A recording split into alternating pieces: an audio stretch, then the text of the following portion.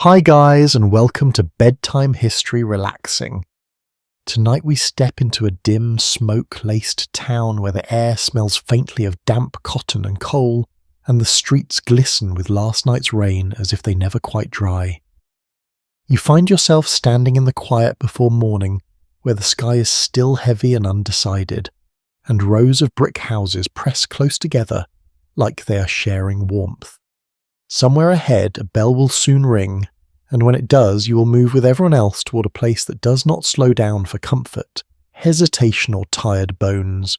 You probably will not survive this in the way you imagined survival, at least not without feeling every inch of it.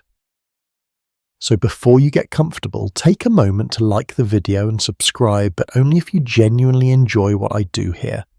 And if you feel like it, tell me your location and what time it is where you are right now. Now dim the lights, you begin to walk. Your shoes meet the uneven stones with a soft, hollow rhythm, and each step carries you closer to the looming shape of the mill. Even in the dark, it stands out. Tall, rigid, and faintly glowing through its many windows like a giant lantern that never quite goes out. The closer you get, the more you hear it. Not clearly yet, but enough. A distant hum, steady and mechanical like a heartbeat that belongs to something much larger than you. Around you others are moving too. Quiet figures wrapped in worn coats, heads slightly lowered, hands tucked into sleeves for warmth. No one speaks much. There is no need. The routine has settled so deeply into everyone that words would only get in the way. You all know where you are going. You all know what waits. A commonly accepted historical detail tells us that in many textile towns of northern England, such as Manchester and Leeds, factory workers often began their shifts as early as 5 or 6 in the morning. That means what you are doing right now is not unusual. It is expected. Normal even. Though if you pause and think about it, normal feels like a strange word for something that starts before the sun has even considered rising. The air grows warmer as you approach the mill gates, though not in a comforting way. It is a trapped warmth, thick and slightly stale, carrying with it the faint scent of oil and damp fibre. The gates themselves stand open, guarded more by routine than by force. You step through without hesitation because hesitation would only draw attention, and attention is rarely a good thing here. Inside the yard, the ground is packed hard, marked by countless footsteps and the occasional cartwheel. You can see the glow from the windows more clearly now, flickering slightly as shadows move behind them. People are already inside. Of course they are. The day has already begun, whether you feel ready for it or not. You push open the heavy door and the sound hits you. It is immediate, overwhelming. A layered roar of machinery that fills every corner of the space and leaves no room for silence.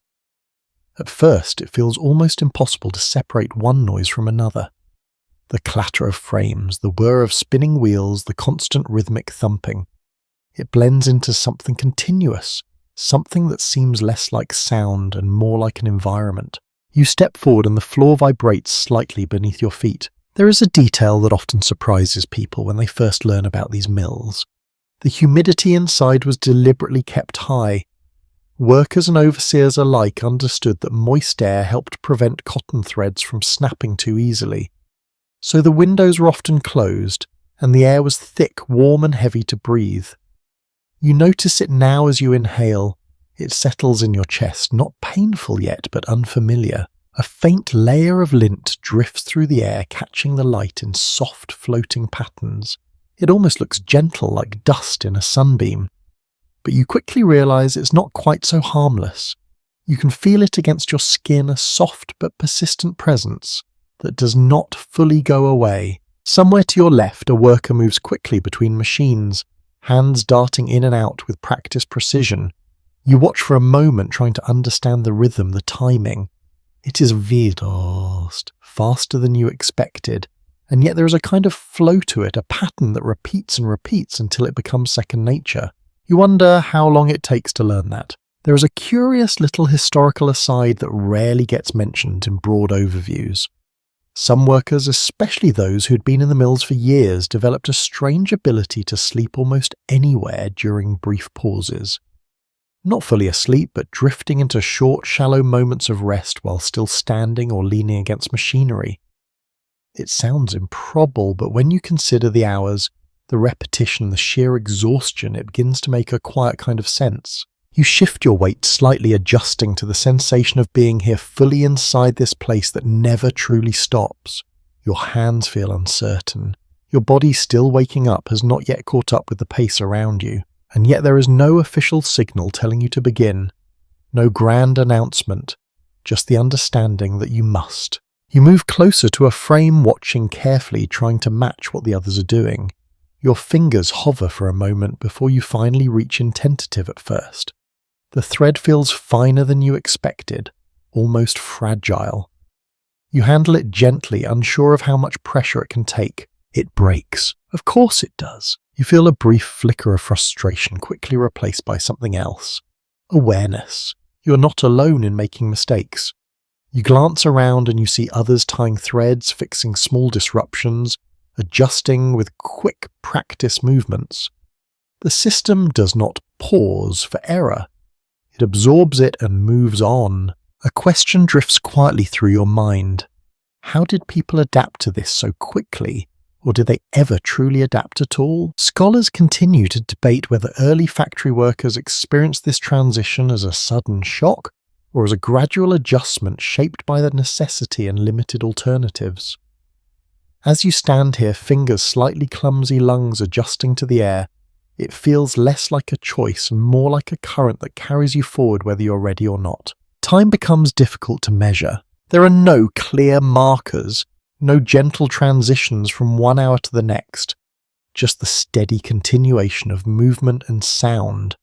You begin to lose track of how long you have been standing here, how many threads you have handled, how many small corrections you have made. Your body starts to settle into it, though not comfortably. More like it is finding ways to cope. Your shoulders adjust. Your breathing becomes more regular. Your hands move with slightly more confidence. Outside, the sky is slowly changing, though you cannot see it from where you stand. Morning is arriving, but it feels distant, almost irrelevant compared to the world you are now inside. You are part of the rhythm now. Not fully, not yet, but enough. And as the machines continue their endless motion, you begin to understand something quiet but important. This is not just work. It is a structure, a system, a way of life that wraps around everything else. From the moment you wake to the moment you lie down again, it shapes your time, your energy, even your thoughts. You take another breath, feeling the weight of the air, the hum in your bones, the steady pull of repetition. The day has only just begun. You remain where you are, your hand still learning the rhythm, when a sharp sound cuts through the endless roar. It is not louder than the machines, not cut exactly, but it carries a different authority. A bell, clear, metallic, and impossible to ignore. It rings somewhere above you, echoing through the structure, threading its way into every room and corridor. You feel it more than you hear it. Around you, small adjustments ripple through the workers, a shift in posture, a quickening of the movement. No one stops, but everyone seems to tighten as if a line has just been drawn around the moment. Time here is not something you measure gently, it is divided, enforced, and announced. A widely accepted detail of mill life tells us that bells and clocks govern the entire working day in these factories. They signaled not only the beginning and end of shifts, but also brief pauses, inspections, and transitions between tasks. For many workers, especially those who had grown up outside strict agricultural rhythms, this level of time discipline felt new and relentless. You begin to notice it now, the way every action seems slightly rushed, slightly sharpened. There is a constant awareness that someone somewhere is watching. You glance up and there he is, the overseer. He stands at a slight distance, not interfering directly, but very much present. His posture is straight, his gaze moving from one worker to another, with a calm, practiced attention. He does not need to speak. His silence does most of the work for him. It suggests that anything could be noticed, any mistake could be remembered. You lower your eyes again, returning your focus to the thread in your hands. It breaks again, though less abruptly this time. You tie it slower than the others, but more carefully than before. There is a small satisfaction in that. Not pride exactly, but something close. A quiet acknowledgement that you're just beginning to understand. Another bell rings shorter this time. You're not entirely sure what it signals, but you see a few workers glance toward the windows as if checking something invisible. Perhaps it marks a quarter hour, perhaps something else. The exact meaning matters less than the effect. The bell reminds you that the day is being divided into pieces you cannot control. There is an odd detail that sometimes appears in lesser-known accounts of factory life. Some mills imposed fines for being even a few minutes late, and in certain cases workers could be locked out entirely if they missed the start bell. Imagine standing outside those gates hearing the machines already running, knowing you have lost a full day's wages because of a few minutes. It is a small thing on paper, but here it would feel enormous. You adjust your grip again, trying to match the speed of the worker beside you. She moves quickly, her fingers almost dancing between the threads. There is no hesitation in her movements, no wasted motion.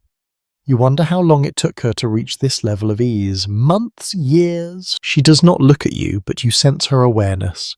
A brief glance, perhaps, when you first arrived. A silent measurement. Are you slowing things down? Are you keeping up in this environment? Even small differences matter. You try to move faster. Your hands respond, but your mind lags slightly behind, still processing each step instead of flowing through them.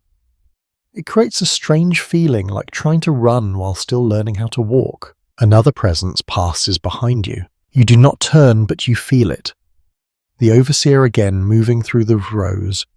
His steps are steady, unhurried. He pauses occasionally, watching more closely, then continues on. There is no need for constant correction. The possibility of correction is enough. A question settles quietly in your thoughts. Does this constant observation make people work better, or does it simply make them more afraid? Historians still argue whether strict supervision in early factories truly increased efficiency, or whether it mainly served to reinforce authority and discipline among workers. As you stand here, aware of every small movement you make, it feels less like encouragement and more like pressure that never quite lifts. Your shoulders tighten slightly. You try to relax them, but the effort itself becomes another task to manage. Relax, but not too much. Move quickly, but not carelessly. Pay attention, but do not draw attention. It is a delicate balance. Somewhere across the room, a sharper sound breaks through the usual rhythm. A clatter followed by a brief pause in one section of the machines. You glance up instinctively, but the disruption is already being handled. A worker steps in, adjusts something, and the motion resumes almost immediately. The system corrects.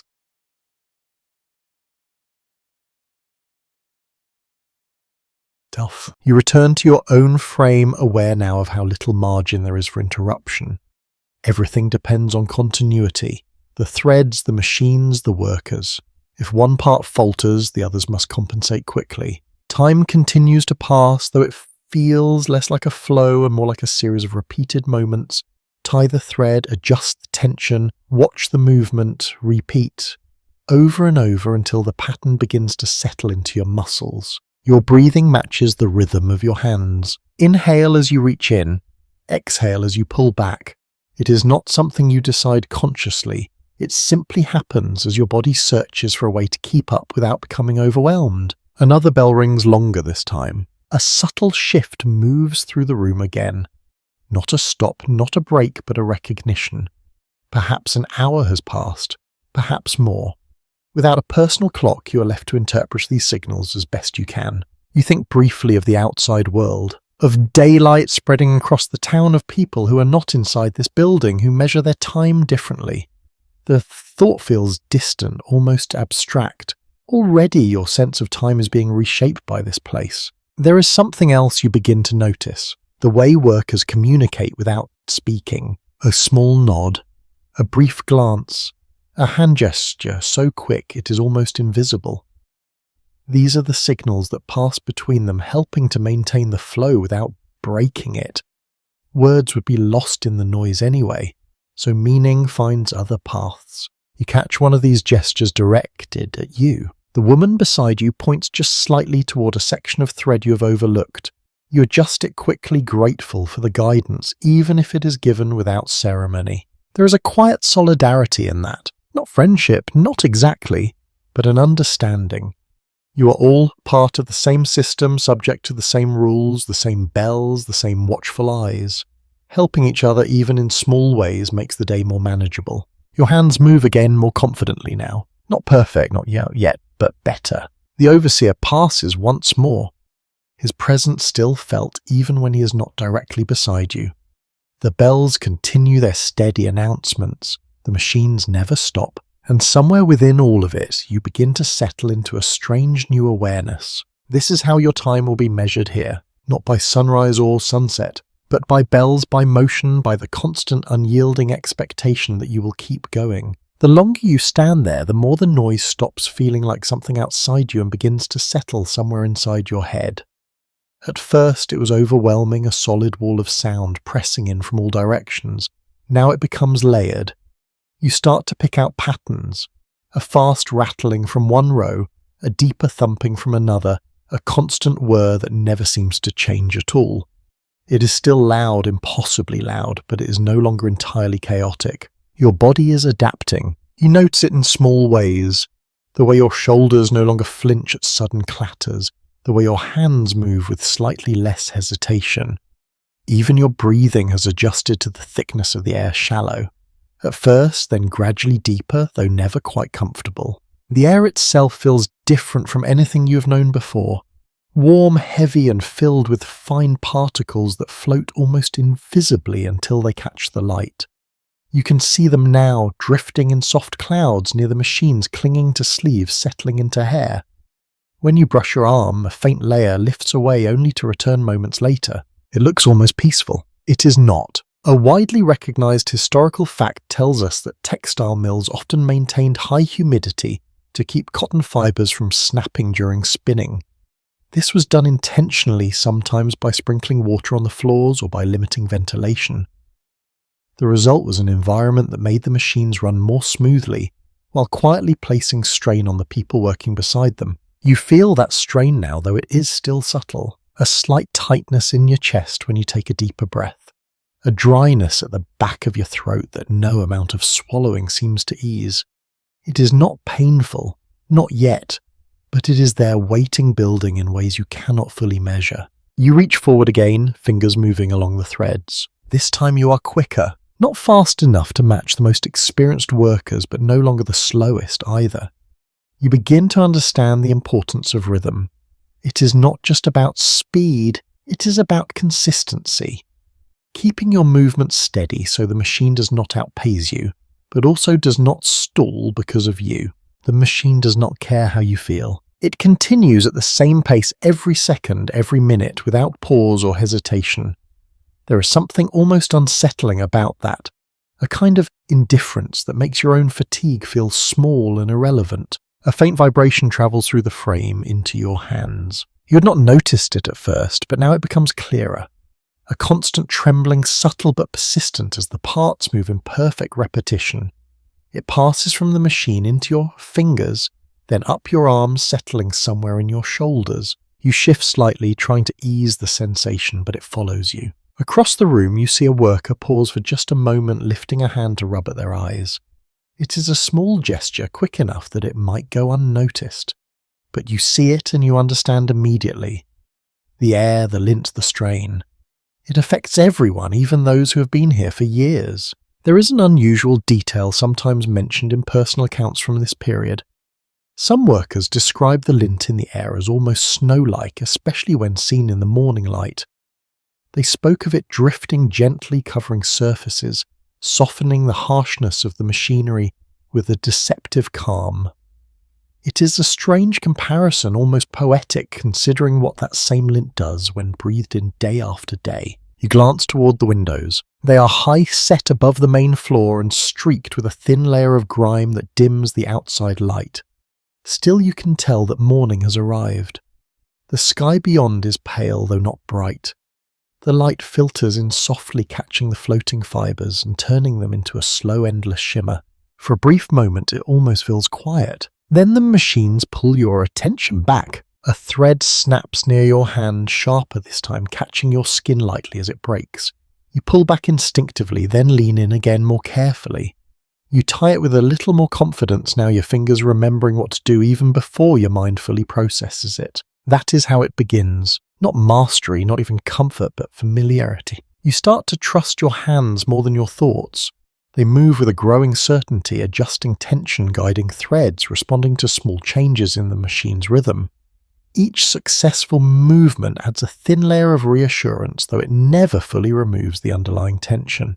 Because the pace never changes. You begin to wonder how long you can keep this up. Hours stretch ahead of you, though you cannot see them clearly.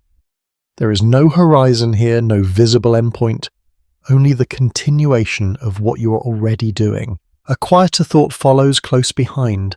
How did people endure this day after day, year after year? Historians still debate whether workers in early industrial mills gradually became accustomed to these harsh conditions, or whether they simply learned to endure them without ever truly adapting.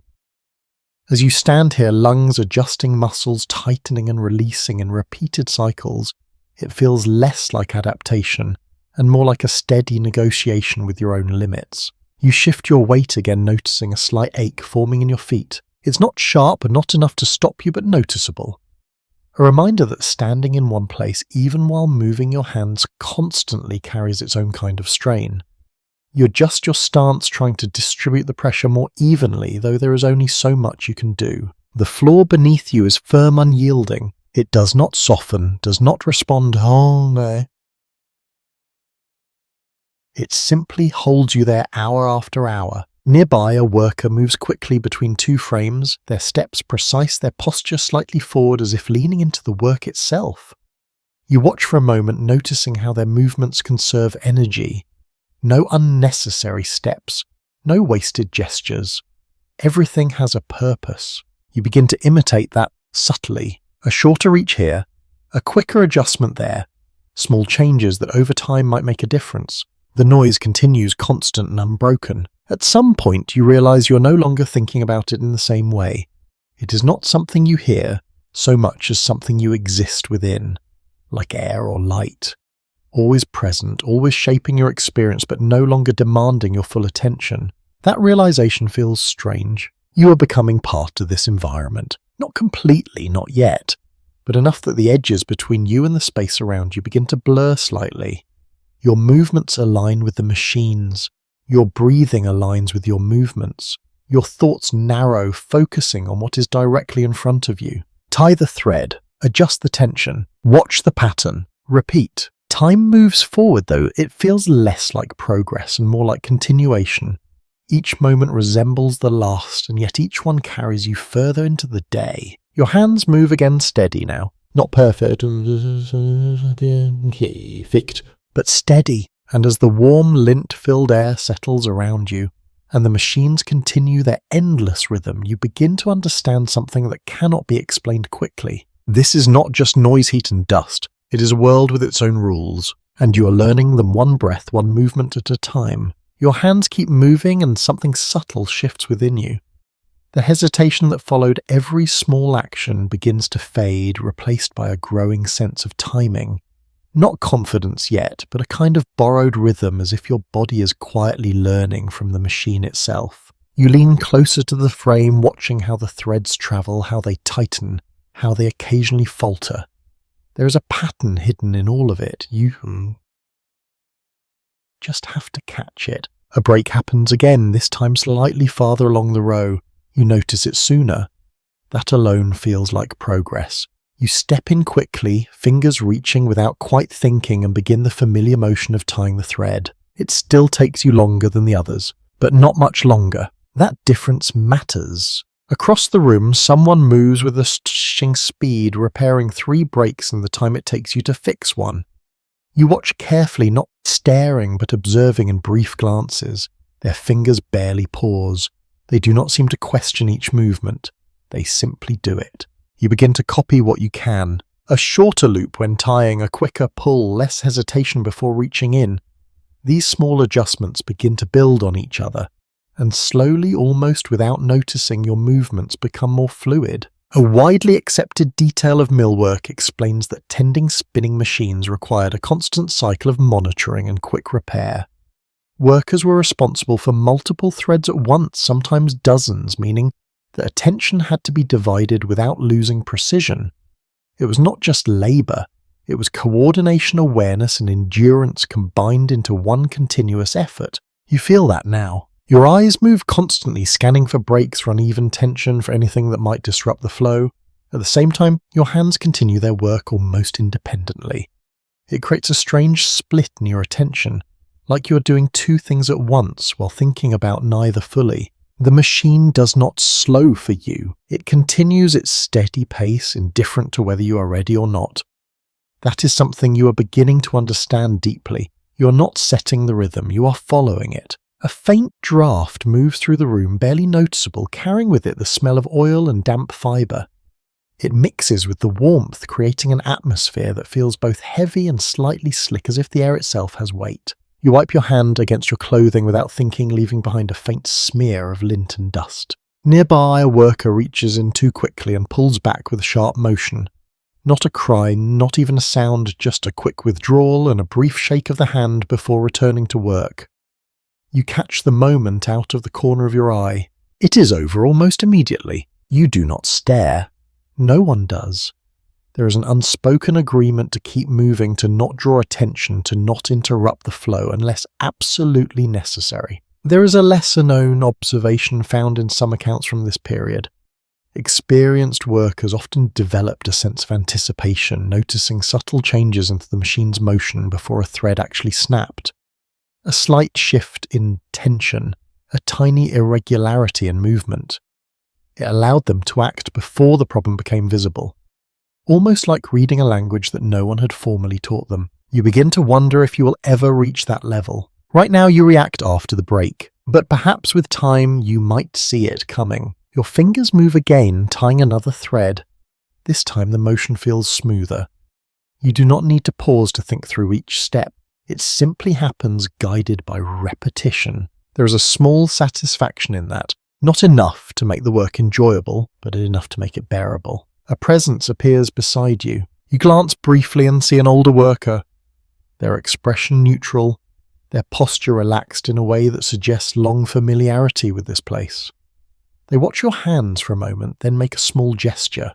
Shorter. You adjust your movement, tightening the loop more quickly. They nod once and move on. No words, none needed. You return to your work with that small correction in mind. It changes the timing slightly, making each repair just a little faster. Over time, that difference will add up. A quiet thought passes through you. How much of this knowledge is taught and how much is simply absorbed? Many historians continue to explore whether factory skills were formally instructed or primarily learned through observation and imitation on the floor itself. As you stand here copying gestures, adjusting based on silent feedback, it feels very much like the latter. Learning not through explanation but through presence. You shift your stance again, noticing how your body is beginning to settle into a more efficient position. Feet slightly apart, weight balanced. Arms moving within a smaller range to conserve energy. These are not things you decided consciously, they simply emerged. The noise continues steady and unchanging, but your relationship to it has shifted again. It no longer feels like an intrusion. It is part of the background now, something you exist within rather than something pressing against you. Your focus narrows. The threads in front of you become your world. Their movement, their tension, their occasional failure. Everything else fades slightly, pushed to the edges of your awareness. Another break. You fix it. Another. You fix that too. The repetition builds layer upon layer until it begins to feel almost automatic. Not easy, but familiar enough that your mind can drift slightly, even as your hands continue working. You find yourself thinking of the outside again, but only briefly.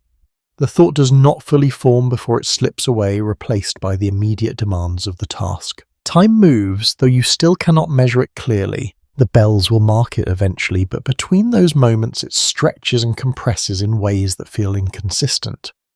Sometimes a few minutes seem to pass quickly. Other times they feel longer, heavier. Your shoulders begin to ache more noticeably now. Not sharply, but persistently.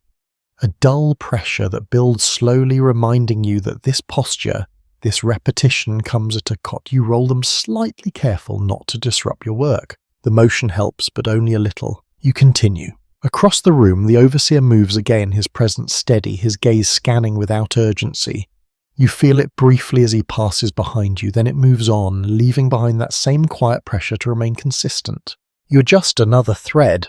Tie, pull, release. The pattern continues, and as you move with it, as your hands become more certain and your reactions more immediate, you begin to sense something deeper than simple learning. This place is shaping you, not just your skills, but your movements, your attention, even your sense of time. It is subtle, almost invisible, but it is happening with every repetition. You are becoming more efficient, more precise, more aligned with the rhythm that surrounds you.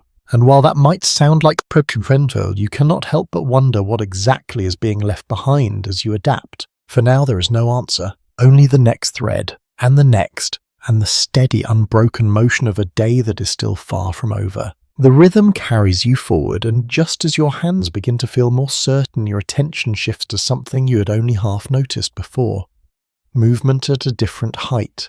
Lower, quicker weaving between the frames in ways that seem almost too small for the space. Children. They move through the narrow gaps with an ease that surprises you. Their bodies fitting where yours cannot, their steps light but urgent. One slips past you, barely brushing your sleeve, then crouches near the base of a machine to retrieve something that has fallen. Another reaches up, tying a thread with swift, practiced fingers, then disappears again into the rows. For a moment it feels unreal, but it is not. A well-documented fact tells us that during the early and mid-19th century, children formed a significant portion of the textile workforce in Britain. Some began working at ages as young as 8 or 9, sometimes even younger in earlier decades. They were valued for their size, their agility, and their ability to navigate the tight spaces between machinery. You watch one of them more closely, a boy perhaps no older than 10. His face is set in concentration, his movements quick but careful. He does not hesitate. He cannot afford to. The machines do not slow for him any more than they slow for you. He reaches in, adjusts something near the spindle, then pulls back just in time as the mechanism continues its motion. It is a precise dance, one that leaves little room for error. You feel a quiet tension in your chest as you observe him. Not shock exactly, perhaps something more complicated.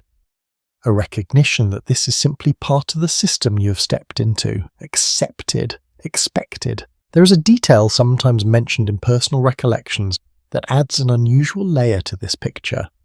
Some children, especially those who worked long hours in the mills, developed a kind of half-sleep awareness similar to adults. They could continue simple, repetitive tasks even while drifting into brief moments of near unconsciousness. It sounds almost impossible, yet in this environment it begins to feel less surprising. The boy straightens, briefly rubbing his eyes with the back of his hand, then returns to his task without pause. No one stops him. No one tells him to rest. The flow continues. You return your focus to your own work, though your awareness of the space has shifted. The machines feel larger now, the gaps narrower, the risks more immediate. A thread snaps again and you reach in to fix it, your fingers moving with growing certainty. As you tie the knot, you notice how close your hand comes to the moving parts. Close enough that a small misjudgment could lead to more than just a broken thread. You pull back carefully. Nearby, a girl stands on a small wooden block to reach her section of the frame. Her movements are steady, her posture slightly strained but controlled. She does not look at you, but you sense the same quiet focus in her that you feel in yourself. It is shared, not spoken, not acknowledged openly, but present. You adjust another thread, then glance again at the children moving through the rows. They are not treated as separate from the system. They are part of it just as much as the machines and the adult workers. A question forms slowly in your mind. How did this become normal? Researchers continue to discuss whether families saw child labour primarily as economic necessity or as an accepted stage of early life in industrial communities. Standing here watching these small figures move with practiced efficiency, it feels less like a choice and more like a condition shaped by circumstance. You shift your weight again, noticing the growing ache in your legs. It is stronger now, more persistent, but still manageable.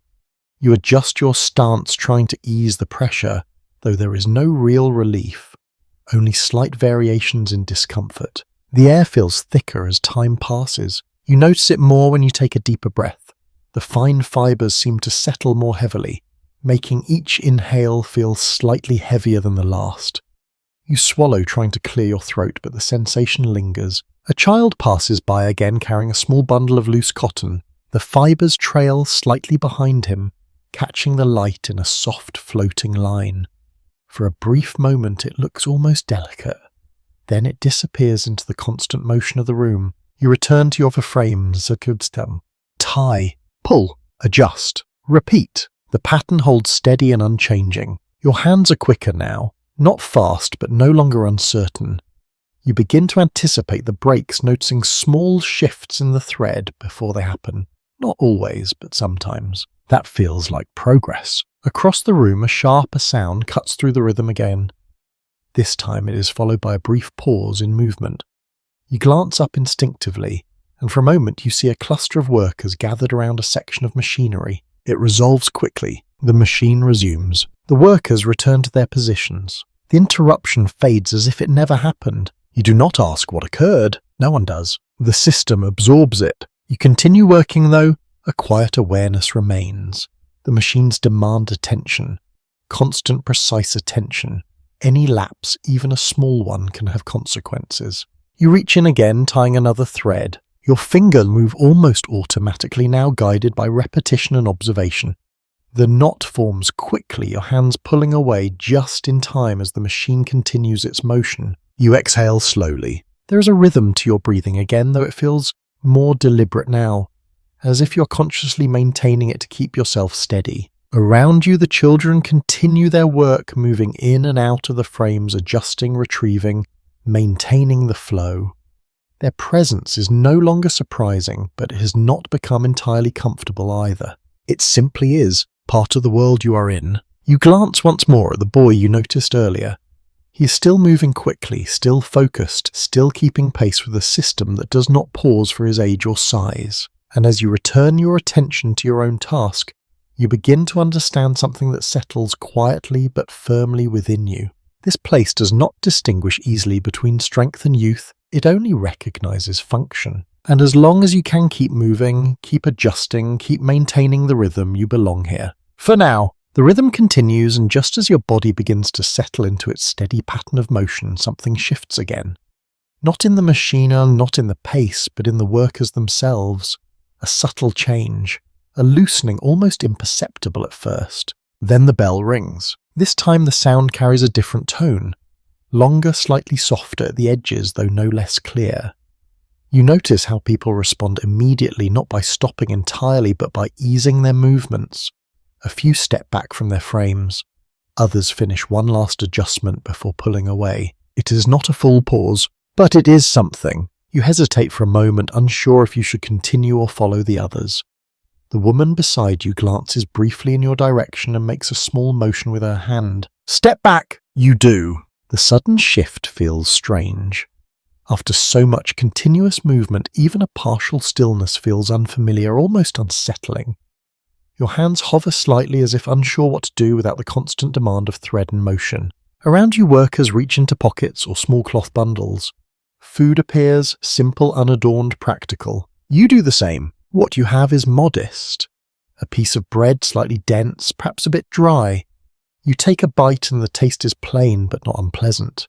Hunger sharpens, it makes it more satisfying than it might otherwise be. A commonly noted detail of mill life tells us that workers often had only brief breaks for meals, sometimes as little as 30 minutes, depending on the mill and the period.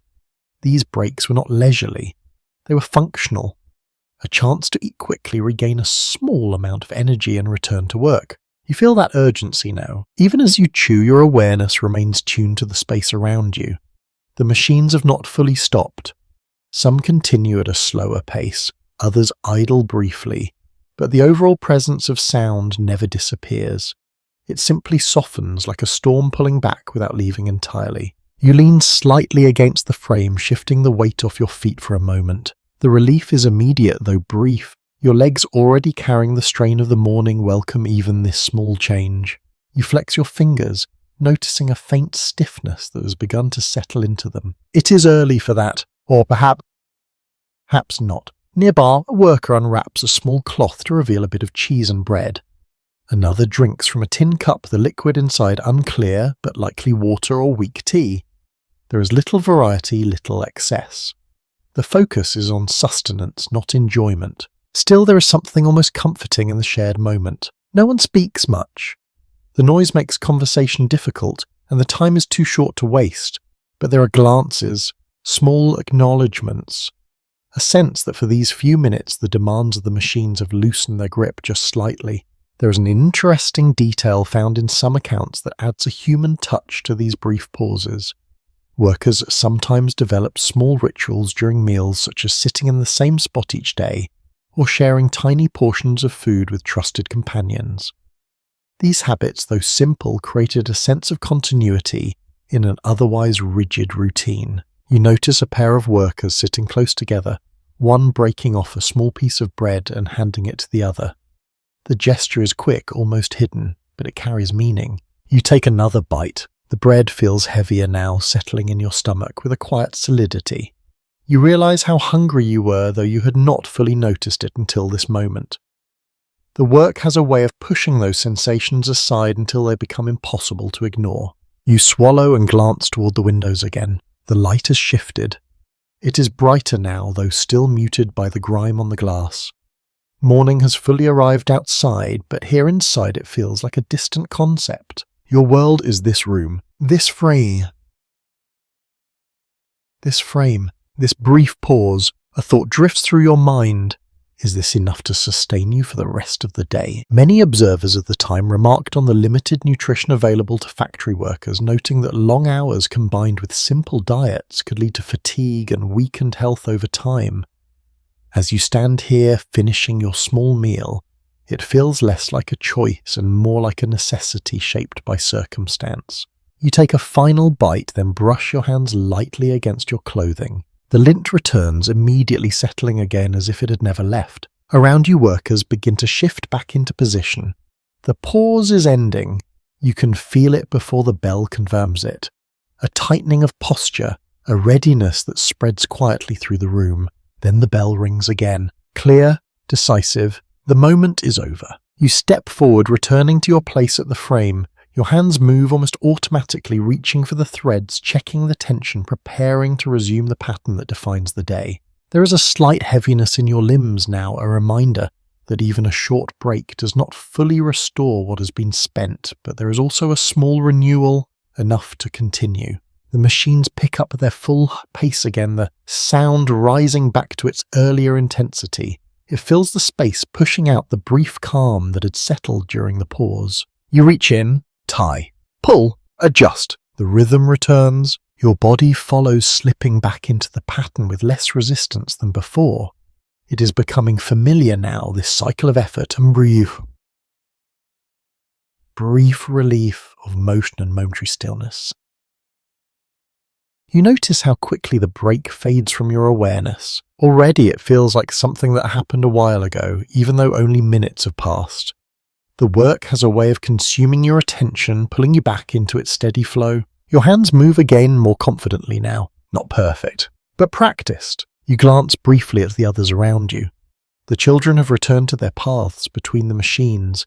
The adults stand at their frames, focus steady, continuing without hesitation. The overseer is present again, moving through the rows, his gaze as watchful as before. Everything has resumed, as if the pause had never happened. You take a breath, feeling the weight of the air settle into your lungs once more.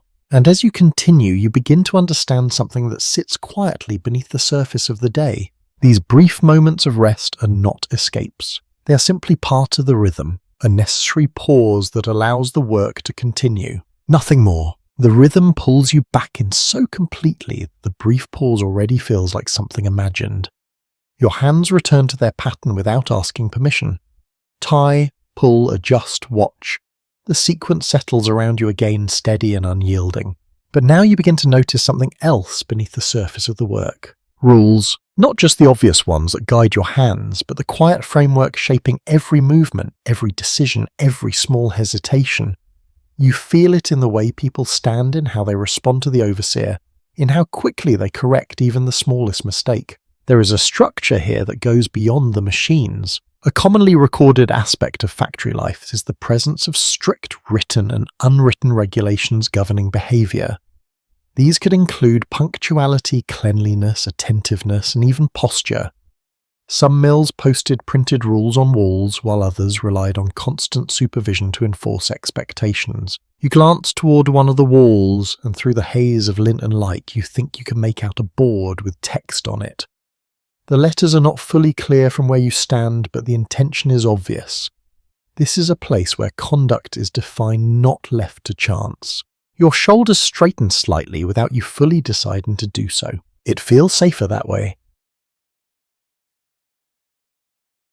Nearby, a worker slows for just a moment, perhaps to adjust their footing. The overseer notices. There is no shout, no dramatic gesture. Just a brief look, steady and direct. It is enough. The worker resumes full pace immediately. You feel that exchange even though it is not directed at you. It sends a quiet message through the room. Stay consistent, stay alert. You adjust another thread, your fingers moving with growing certainty. The knot forms quickly, your hands pulling away just in time. There is less hesitation now, less need to think through each motion. But your awareness of being observed has sharpened. You are no longer just learning the machine, you are learning how to exist under watch. A faint memory surfaces of how people sometimes describe this kind of environment. Not harsh in obvious ways, not constantly loud with commands, but controlled through presence, through the sense that you are always visible. You glance up again just for a moment. The overseer is farther away now, but still moving, still scanning. His pace is unhurried, almost calm. That calmness makes it more effective, not less. There is a lesser-known observation that appears in some historical writings. In certain mills, supervisors developed reputations not for how often they punished workers, but for how rarely they needed to. Their authority rested in consistency, in the knowledge that they would notice when something was wrong. You begin to understand how that works. Your hands move again, adjusting another thread. Tie, pull, release. The pattern continues. Beside you, the woman you noticed earlier shifts slightly. Her movements efficient and controlled. You see how she keeps her elbows close, conserving energy, how she positions her feet to reduce strain. These are small things, but they add up over time. You mirror her posture without thinking. It feels more stable, more sustainable. You begin to realize that survival here is not just about keeping up. It is about learning how to endure the pace without exhausting yourself too quickly. A quiet question forms in your mind. How much of this is taught and how much is simply absorbed through observation? Researchers examining factory life often discuss whether discipline came more from formal rules or from the environment itself, shaping behavior over time. As you stand here adjusting your movements based on what you see around you, it feels like the latter carries a quiet but powerful influence. You shift your weight again, easing the pressure on your legs. The ache is still there, steady and persistent, but you are learning how to manage it.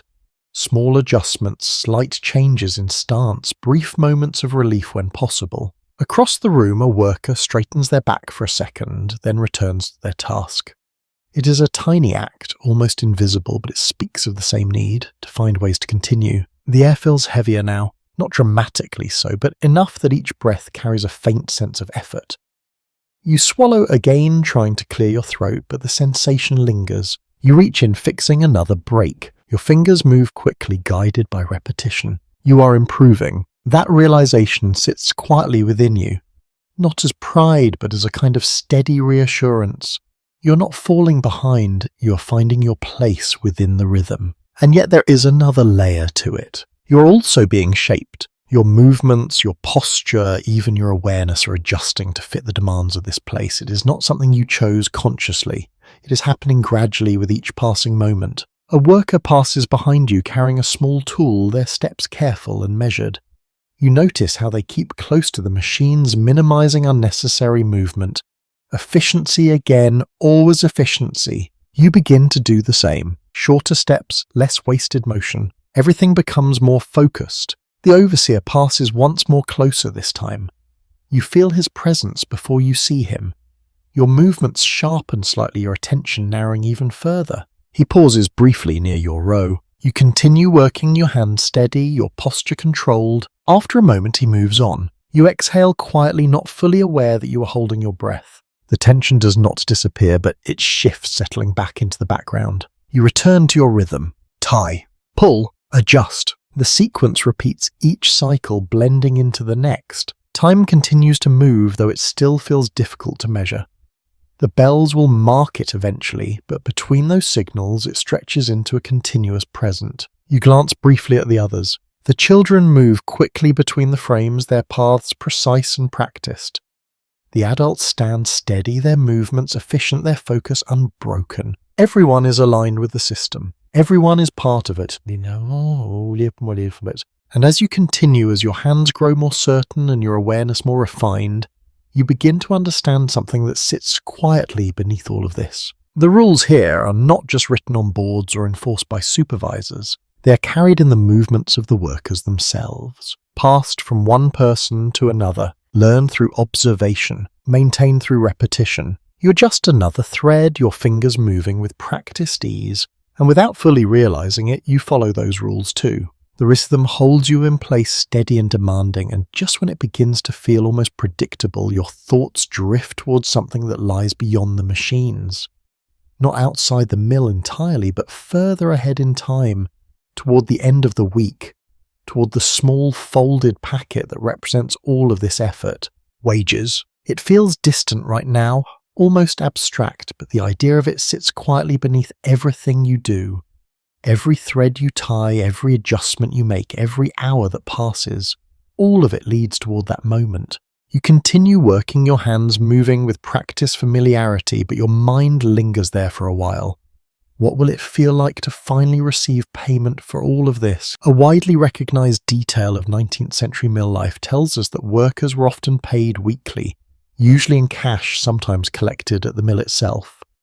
This moment, often referred to as payday, was both anticipated and complicated.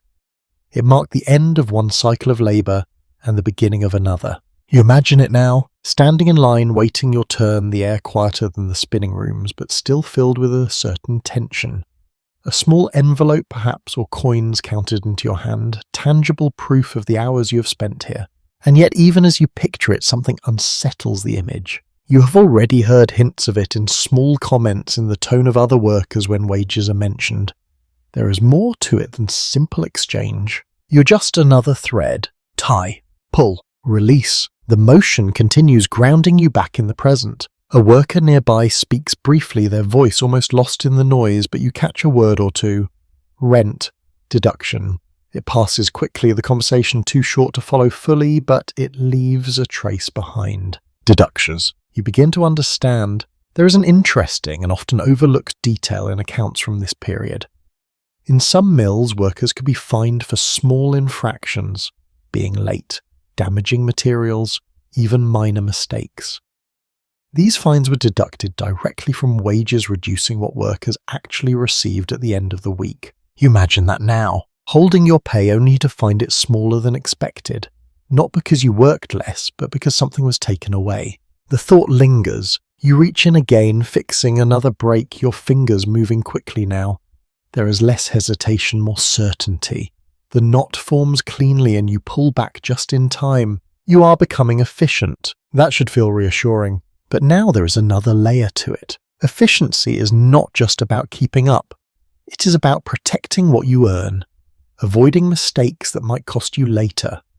Each small error carries a potential consequence beyond the moment itself. You begin to notice how carefully others work, not just quickly but precisely, as if every movement is measured not only against time but against value, against what might be lost if something goes wrong. A quiet question forms in your mind. Does the system reward effort fairly, or does it quietly take more than it gives? Historians continue to explore this question, examining how wage systems in early industrial settings balance productivity, discipline, and control.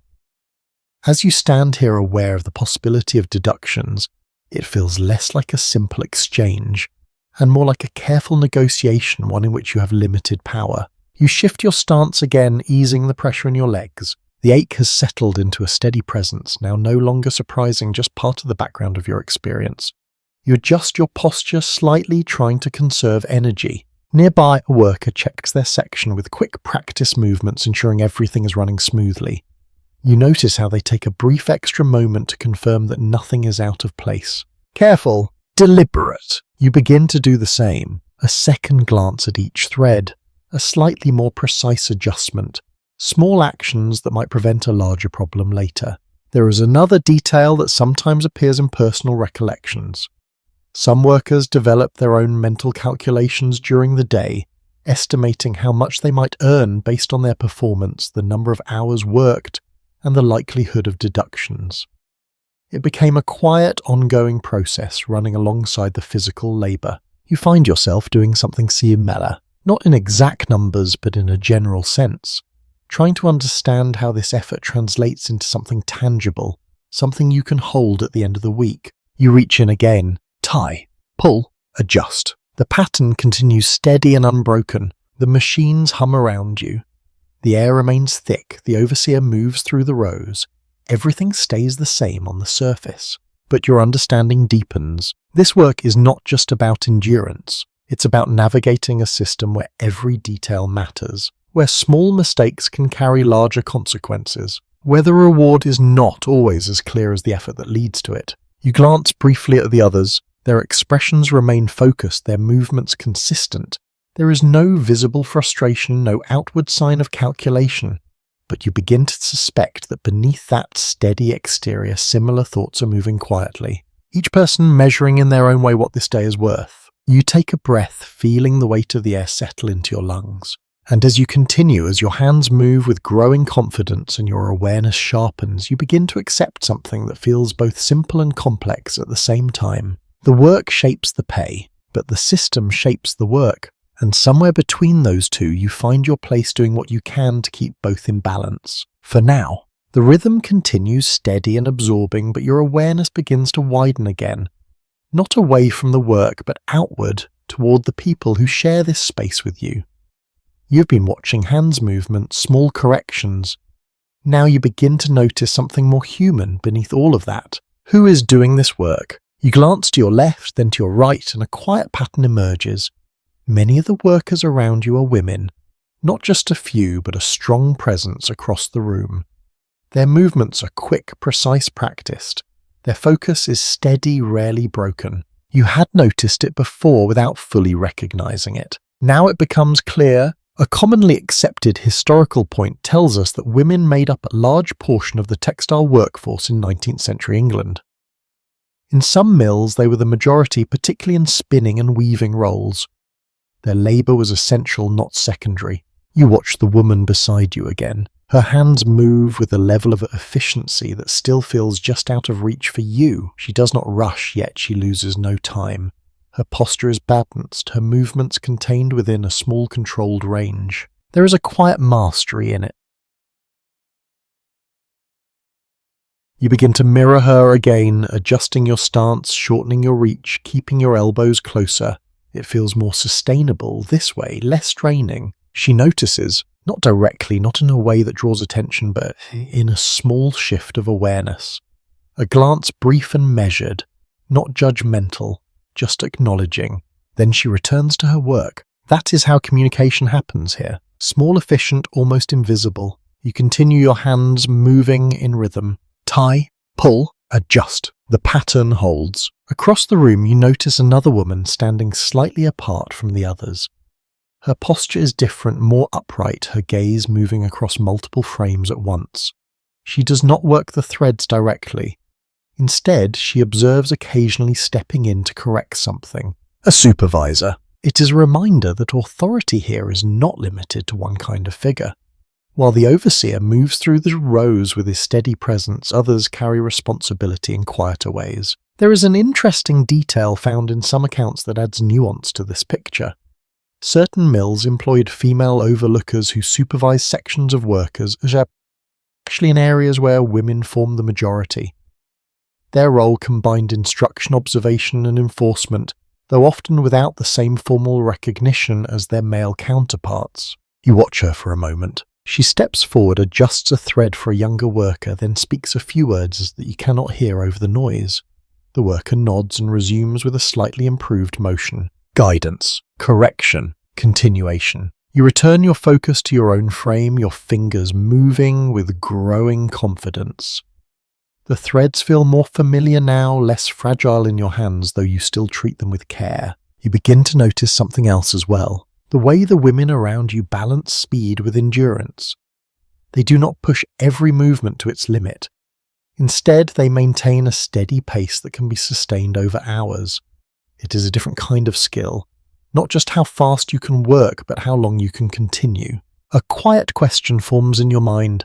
How do they manage this day after day without losing that balance? Historians still explore how gender-shaped labour roles within textile mills, including whether women develop distinct working strategies or whether these patterns emerge from the demands of the tasks themselves. Standing here observing the consistency of their movements, it feels like a combination of both. You adjust another thread. Tie. Pull. Release. Your hands move more smoothly now, your timing closer to the rhythm of the machine. There is less interruption, fewer breaks that catch you off guard. You are learning.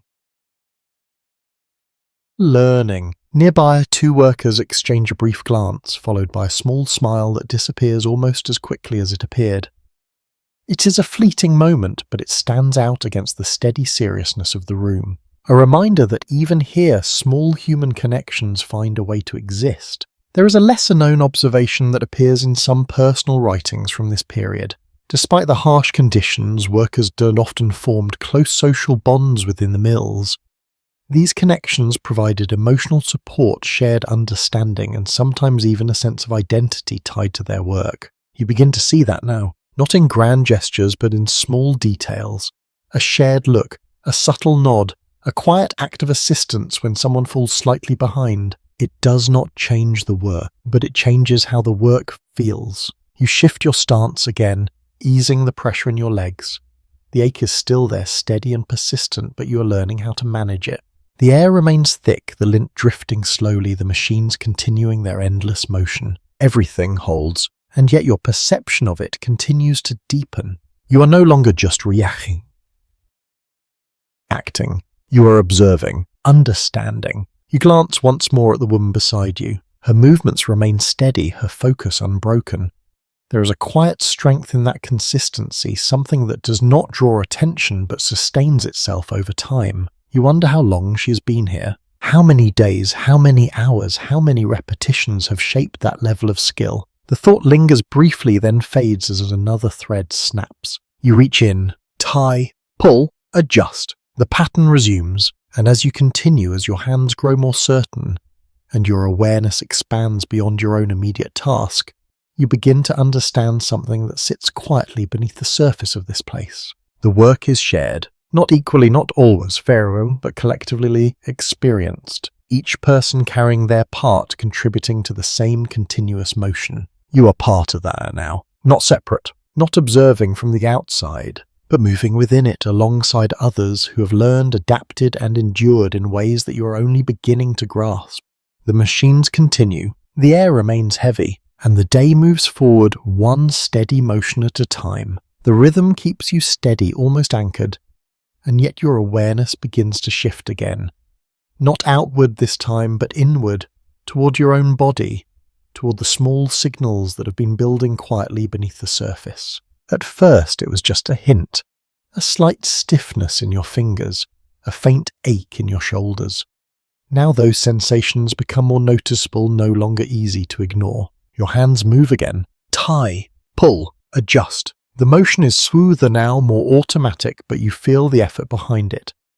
Each movement carries a trace of strain, a reminder that repetition, even when efficient, is not without cost. You flex your fingers briefly between tasks, trying to ease the tightness. It helps, but only slightly. The relief fades quickly as you return to the work. A well-established observation from the period tells us that textile workers often faced a range of physical challenges, from respiratory issues caused by inhaling fibers to injuries involving hands and fingers. The machinery required close contact, and even small mistakes could lead to harm. You understand that more clearly now. A thread snaps sharply near your hand and you reach in to fix it. As you do, the edge of the frame brushes your knuckle. It is not serious, just a quick contact, but it is enough to remind you how close everything is. How little space there is between control and accident. You pull back, then return more carefully. Nearby, a worker moves with a slight stiffness in one arm. It is subtle but noticeable once you see it. Their movements are still precise, still effective, but there is a hint of caution there, as if they are protecting something that has already been strained. You wonder how common that is. How many small injuries go unspoken, unrecorded, simply absorbed into the routine? There is an unusual detail that appears in some first-hand accounts. Workers sometimes gave informal names to common injuries, small phrases that allowed them to acknowledge the pain without disrupting the flow of work. It was a way of making the experience familiar, even manageable through language. You think about that as you adjust another thread. Your fingers move quickly now, guided by repetition. You are improving, but improvement does not remove the effort. It simply reshapes it. A faint cough sounds somewhere behind you, quickly stifled. Then another from a different direction. Not loud, not dramatic, but present. You feel it in your own chest as well. A slight irritation that comes and goes. The air remains thick, the fine particles drifting endlessly. You take a deeper breath, then a slower one, trying to settle the sensation. It does not fully disappear. A quiet question forms in your mind.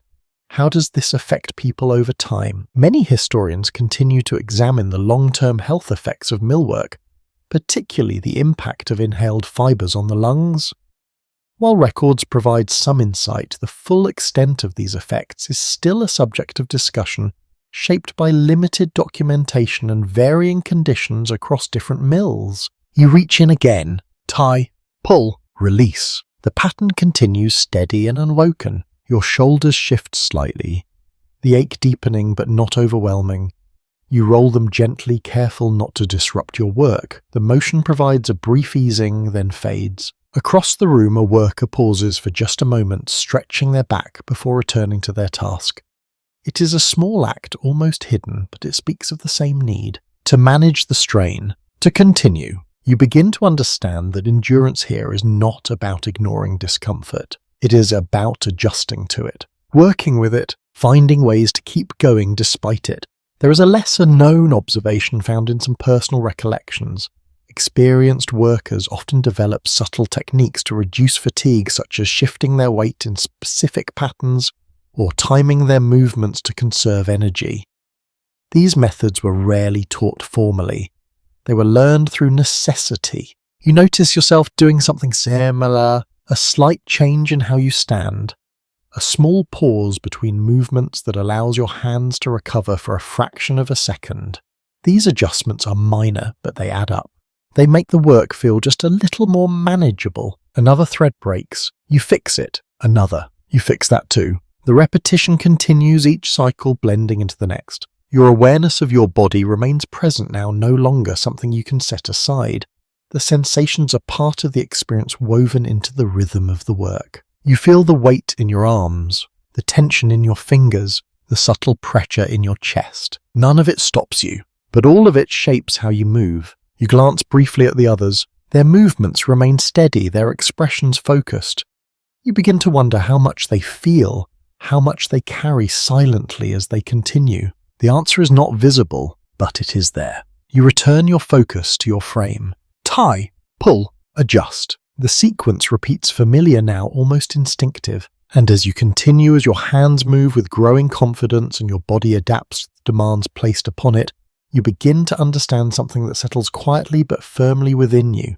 This work leaves its mark, not all at once, not in ways that are always obvious, but gradually through repetition, through strain, through the constant negotiation between effort and endurance. You take another breath, feeling the weight of the air settle into your lungs, and you keep going, because here that is what matters most. At some point, without a clear signal, you begin to sense the approach of an ending.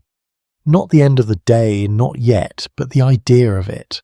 A quiet awareness that this stretch of hours will eventually release you, if only for a little while. The machines continue their steady motion unchanged, but something in the room feels slightly different. A subtle shift in posture, a faint anticipation carried in the way people move. You keep working. Tie, pull, adjust. Your hands follow the rhythm with a familiarity that would have surprised you earlier. There is less hesitation now, less need to think through each step. The motions have settled into your muscles, guided by a repetition. But your body feels heavier. The ache in your legs has deepened, spreading upward, making each shift in weight more noticeable. Your shoulders carry a steady pressure, not sharp but persistent. Even your hands, though more skilled, feel the strain of constant movement. You continue anyway. A widely recognized point about mill life is that shifts often lasted 12 hours or more, especially before later reforms reduced working time. That means what you have experienced so far is only part of the day. There is still more ahead, even as your body begins to signal its limits. You take a breath slower this time. The air feels just as thick as before, but now your awareness of it has changed. It is no longer unfamiliar. It is simply part of what you're breathing, part of what sustains you here. A thread. You fix it. Another. You fix that too. The pattern continues. Across the room you notice a worker glance toward the windows again. The light has shifted once more, softer now, carrying the faint suggestion of afternoon. Time has passed, even if it did not feel clearly marked. You try to imagine what it will feel like to step outside. Fresh air, open space, silence, or at least something closer to it. The thought lingers briefly, then fades as you return to your task. There is a curious detail mentioned in some accounts that adds a quiet layer to this moment. Workers often describe the transition from the mill to the outside world as disorienting. After hours of constant noise and motion, the relative stillness beyond the walls could feel almost strange, even unsettling. You wonder if that will happen to you, if the absence of sound will feel unfamiliar after so long within it. Your hands move again, tying another thread. The knot forms quickly, your fingers pulling away with practiced timing. There is a small sense of accomplishment in that, though it is fleeting. The work continues. Nearby a worker shifts their stance, then rolls their shoulders in a brief attempt to ease the tension. You notice how similar that movement feels to your own earlier adjustment. These small acts of relief appear throughout the room, subtle and nearly synchronized, as if everyone is responding to the same underlying strain. You begin to see the pattern. Endurance is not just individual, it is shared. A quiet question forms in your mind. How do people maintain this level of effort day after day without losing themselves to it? Historians still discuss how industrial labor shaped not only physical health, but also mental experience, including the ways workers adapted to repetitive environments. As you stand here, your thoughts narrowing and expanding in cycles, it feels like a gradual reshaping of attention itself. You shift your weight again, easing the pressure in your legs. The relief is brief, but it helps. You continue. Tie, pull, adjust. The sequence repeats steady and unbroken. Your awareness of the end grows slightly stronger now, though it is still distant. Not immediate, not close enough to reach, but present enough to influence how you feel. You begin to pace yourself more consciously, not slowing down, but managing your energy, ensuring that you can continue at this level for as long as needed. It is a subtle change, one that reflects a deeper understanding of the work. You are no longer just reacting, you are anticipating. Across the room, the overseer moves once more, his presence steady, his gaze unchanged. Even now, even as the day progresses, the structure remains firm. Nothing softens, nothing loosens. The system continues exactly as it began. You adjust another thread, your fingers moving with practiced ease. The repetition feels almost natural now. Almost. You glance briefly at the others. Their movements remain consistent, their focus unbroken. You begin to understand that this steadiness is not effortless. It is maintained through constant adjustment, constant awareness. It's a form of discipline that goes beyond rules. It becomes part of who you are while you are here. You take another breath, feeling the weight of the air settle into your lungs. And as you continue, as your body carries the strain and your hands maintain their rhythm, you begin to understand something that sits quietly beneath the surface of the day. Leaving this place will not simply mean stepping outside. It will mean stepping out of a system that has, even in a short time, begun to shape your movements, your thoughts, your sense of time. That realization lingers, but for now there is still work to be done. You reach in again, tie, pull, adjust, and the rhythm carries you forward one steady motion at a time. The sense of an ending lingers faint but present as your hands continue their steady work. Tie, pull, pull, adjust. The pattern feels familiar now, almost instinctive, yet your thoughts begin to drift beyond the walls again. Not to the immediate outside, but further ahead, toward the one day that feels different. Sunday. You hold on to that idea for a moment, letting it sit quietly alongside the rhythm of the machines. A day that does not follow this same pattern. A day that bends the routine even if only slightly. You continue working, your fingers moving with practiced ease, but your mind lingers there. A well-documented aspect of 19th century life tells us that Sunday was often the only full day of rest for industrial workers. Factories would close and the relentless motion of the machines would finally stop. It was not a complete escape from labour, but it offered a different kind of time. You imagine it now, waking without the bell, or at least without the same urgency, the air outside feeling lighter, clearer, less burdened by the constant presence of lint and heat. The streets quieter, though not sunk. Different rhythms, slower, more human. You adjust another thread. Tie, pull, release. The sequence continues, grounding you back in the present. But the image remains. You picture people gathering, perhaps at a church, their clothing slightly cleaner, their posture more relaxed. Not entirely free of worry, but removed for a few hours from the strict demands of the mill. There is a curious detail sometimes mentioned in personal accounts. For many workers, Sunday was not purely a day of rest. It was also a time for essential tasks that could not be done during the week. Washing clothes, mending worn fabric, preparing food for the days ahead. Rest existed, but it shared space with necessity. You consider that, even in rest, there is work. Just a different kind. A quiet question forms in your mind. Does this single day truly offer relief, or does it simply shift the burden into another shape? Historians still explore how effective weekly rest was in offsetting the demands of industrial labour, especially when combined with domestic responsibilities. As you stand here imagining that day, it feels less like a full escape and more like a brief widening of space within an otherwise narrow routine. You shift your weight again, easing the pressure in your legs. The ache remains steady and familiar now. It no longer surprises you. It simply exists part of the background of your experience. Your hands move again. Tie, pull, adjust. The rhythm continues. Nearby, a worker glances toward the window, then back to their frame. The light has softened slightly, carrying the faint suggestion of afternoon moving toward evening. Time is passing, even if it feels stretched and compressed in uneven ways. You take a breath slower this time. The air still feels heavy, but you have learned how to move within it. Your body is adjusted not comfortably, but sufficiently. Across the room, a brief exchange catches your attention. Two workers lean slightly closer, their voices too quiet to hear over the noise. A small nod passes between them, followed by a quick return to their tasks. It's a moment of connection, brief and almost hidden. You begin to see more of these now, small interactions that exist within the larger structure.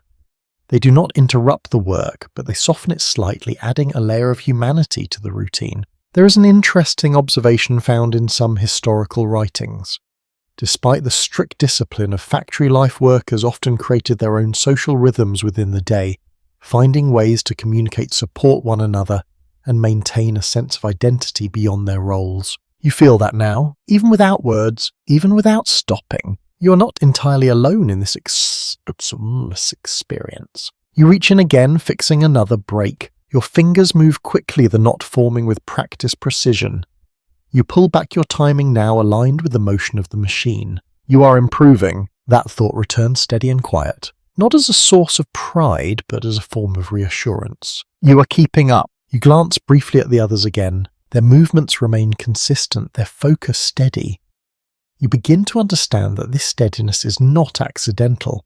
It is maintained through constant awareness, constant adjustment. It's a form of endurance that extends beyond the physical. You take another breath, and for a moment your mind returns to Sunday, to the idea of stepping outside without urgency, of moving through the day at your own pace, even if only for a short time, of hearing sounds that are not mechanical, of breathing air that does not carry the same weight. The image feels distant but real enough to hold on to. A small point of contrast, a reminder that this is not the only rhythm that exists. You return to your work. Tie, pull, adjust. The sequence continues steady and unbroken. And as you move through it, as your hands follow the pattern and your body carries the strain, you begin to understand something that sits quietly beneath the surface of your thoughts. Rest is not the absence of work. It is a different kind of balance, a brief shift in the rhythm, a moment where the demands change but do not disappear entirely.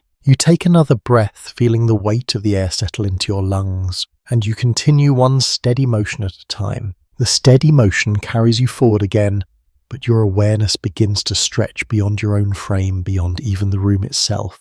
Not by leaving it, but by seeing how everything here connects to something larger. You're just another thread. Tie, pull, release. The sequence continues, familiar now, but your thoughts drift outward. You begin to picture the town beyond these walls, not as a distant place, but as something shaped by what happens inside this building. Because it is. A widely accepted understanding of industrial England tells us that entire towns grew around textile production, especially in regions like Lancashire and Yorkshire. Mills were not just workplaces, they were the centre around which housing markets, roads and daily life organised themselves. You imagine that now. The streets you walked through earlier. The rows of houses close together built quickly to accommodate growing populations. The shops that open early and close late, serving people whose time is not their own. Everything connected to this rhythm. You reach in again, fixing another break. Your fingers move smoothly now, the knot forming almost without the thought.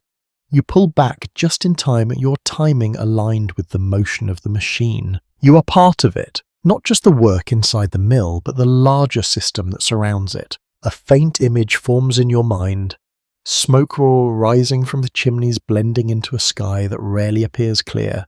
The sound of machinery carrying beyond the walls, becoming part of the background of the town itself. You wonder how it feels to live here day after day, to wake to this, to return to it, to have your entire sense of time shaped by it. There is a lesser-known observation found in some accounts of industrial towns.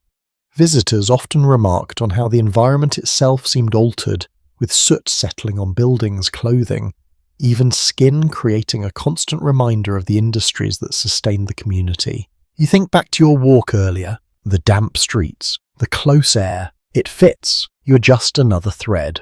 Tie, pull, adjust. The pattern continues. Across the room, the workers move steadily, each person focused on their task, yet all contributing to something larger. You begin to see how each small action connects to a wider chain. The thread you handle becomes part of a larger spool. That spool becomes part of a larger process. Eventually it leaves this place entirely transformed into something else. Cloth, garments, objects that will travel far beyond this town. A quiet question forms in your mind. Do the people who use these goods ever think about where they came from? Historians still examine how industrial production distanced consumers from the conditions of labour, creating a gap between creation and use. As you stand here watching the threads pass through your hands, that gap feels very real. You are at the beginning of the process, but the end lies far away. You shift your stance again, easing the pressure in your legs. The ache remains steady and familiar. Your body has adjusted to it not by removing it, but by accepting it as part of the experience. Nearby, a worker glances briefly toward the windows again. The light has changed, once more softer now, suggesting that the day is moving forward, even if the pace inside remains constant. Time continues, even when it feels suspended. You take a breath slower now. The air still carries its weight, but you have learned how to move within it. Your breathing has adapted your body, finding a rhythm that allows you to continue. Across the room, a brief exchange of gestures passes between two workers. A small signal, a quick adjustment, then both return to their tasks. The system holds, but within it, these small moments of connection continue to exist. There is an interesting detail that appears in some descriptions of industrial towns.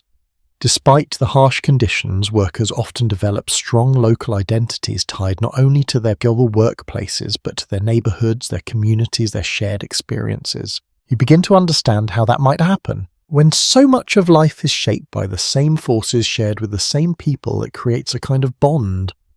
Not always visible, not always spoken, but a present. You're just another thread. Tie, pull, release. The sequence repeats steady and unbroken. Your awareness of the larger picture remains even as you focus on the immediate task. You're both inside this moment and connected to something beyond it. The town, the industry, the wider world, all linked through the work you're doing now. You glance briefly at the others again. Their movements remain consistent, their focus steady. Each person part of the same system, contributing in their own way to the continuous motion. You are no longer just observing this connection. You are part of it. You take another breath, feeling the weight of the air settle into your lungs. And as you continue, as your hands move with practiced ease and your awareness stretches beyond the walls of the mill, you begin to understand something that sits quietly beneath everything you have experienced so far. This work does not exist in isolation. It shapes the town. It shapes the people. It shapes the world beyond in ways that are not always visible to those who benefit from it. You reach in again, tie, pull, adjust, and the rhythm carries you forward, connecting each moment to something larger, one steady motion at a time. The rhythm continues to carry you steady and absorbing, yet something begins to shift again. Not in the machines, not in your hands, but in the undercurrent of the room. A faint tension, almost like a thought that has not been spoken aloud. You notice it first, in small ways, a glance held a fraction longer than usual. A brief exchange of words that does not quite dissolve into silence as quickly as before. It is subtle, easy to miss if you're not paying attention. But now you are. You adjust another thread, tie, pull, release. The pattern continues grounding you, but your awareness stays alert to the change. A commonly acknowledged aspect of industrial life is that as factory systems expanded, so did worker resistance in various forms. Strikes, protests, and organized petitions began to emerge, especially as conditions remained difficult and hours long. You have not seen anything like that here directly. Not yet, but you begin to sense how it might start. In small conversations, in shared frustration, in quiet moments where the rhythm of the machines does not fully occupy the mind. Nearby, two workers lean slightly closer together, their voices low, their expressions focused. You cannot hear what they are saying, but there is a different energy there. Not just coordination, not just routine. Something else. You return to your work, your fingers moving with practiced ease. Tie, pull, adjust, but your thoughts linger. What would it take for this steady, controlled environment to shift into something less predictable? There is a curious detail found in some historical accounts that adds depth to this question. In certain instances, workers developed coded ways of sharing information using gestures or brief phrases that could pass unnoticed by supervisors. It allowed them to communicate without disrupting the visible order of the mill. You begin to look more closely, a glance exchanged across a row, a slight tilt of the head, a pause that lasts just long enough to carry meaning. It is not obvious, but it is there. You adjust another thread, your movements smooth, your timing aligned with the machine. Outwardly, nothing has changed. The work continues exactly as before. But beneath that surface, something is moving. A quiet question forms in your mind. How do systems like this maintain control when so many people share the same experience? Historians still examine how collective awareness develops among workers and whether it arises suddenly or builds gradually through shared conditions. As you stand here sensing the subtle shifts in behavior around you, it feels like something that grows slowly, almost invisibly. You shift your weight again, easing the pressure in your legs. The ache remains steady and familiar, but it no longer draws as much of your attention. Your focus has expanded, taking in more of the space, more of the people within it. Across the room, the overseer moves as usual, his presence steady, his gaze scanning. Nothing in his behavior suggests awareness of anything unusual. The structure remains intact. For now, you reach in again. Tie, pull, release. The pattern continues. A worker farther down the row adjusts their stance, then glances briefly toward another section.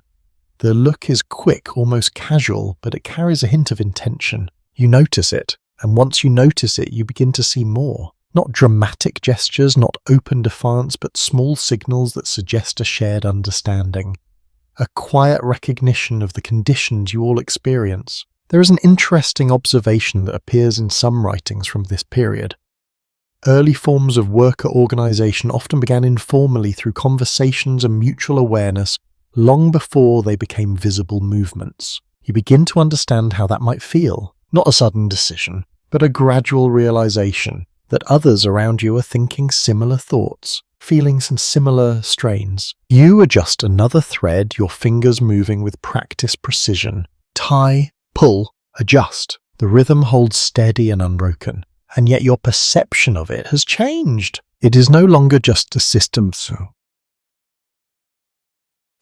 you follow. It is a system you're beginning to understand from within. You glance briefly at the others again. Their movements remain consistent, their focus steady. But now you see the layers beneath that steadiness.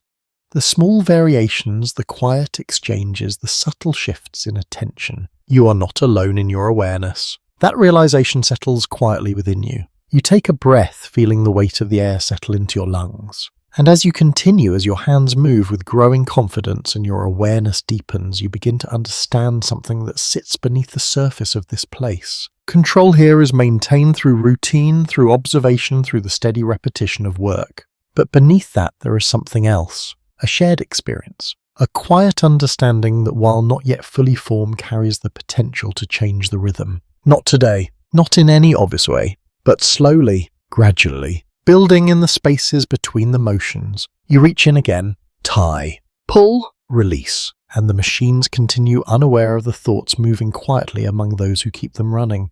The rhythm continues steady as ever, but the thoughts that surfaced earlier do not fully disappear.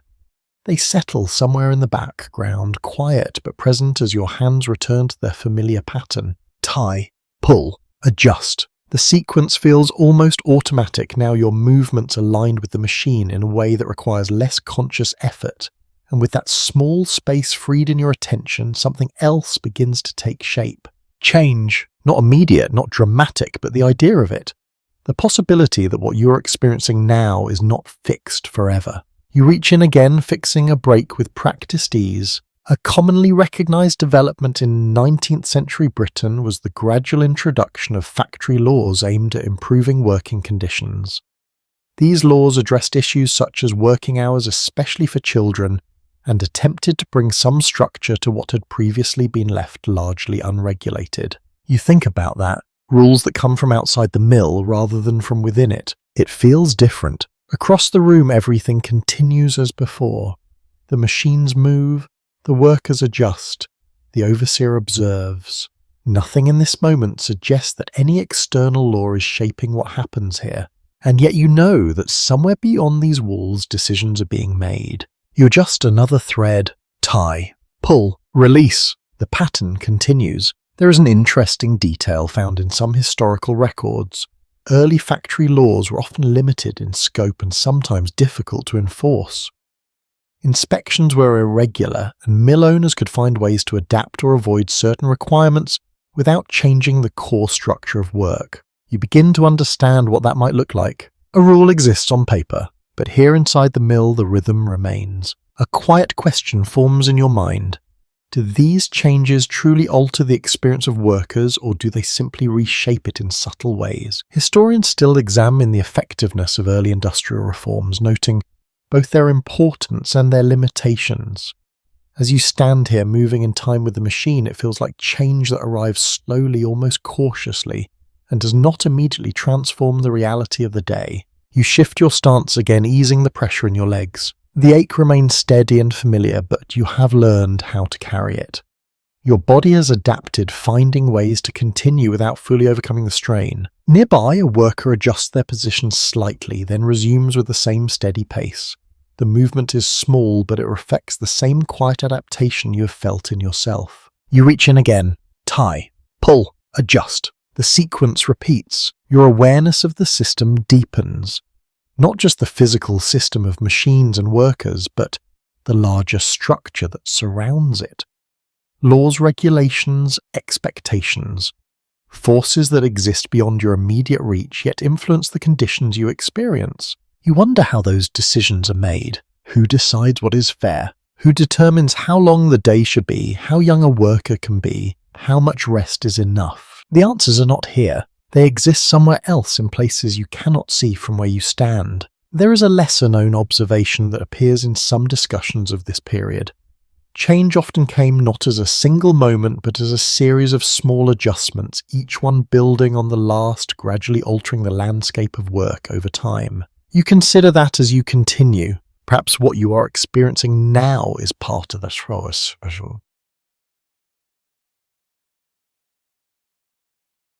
Not the beginning, not the end, but somewhere in between. You adjust another thread, your fingers moving with practice precision. The knot forms quickly, your timing aligned with the motion of the machine. You are efficient now. That realization returns steady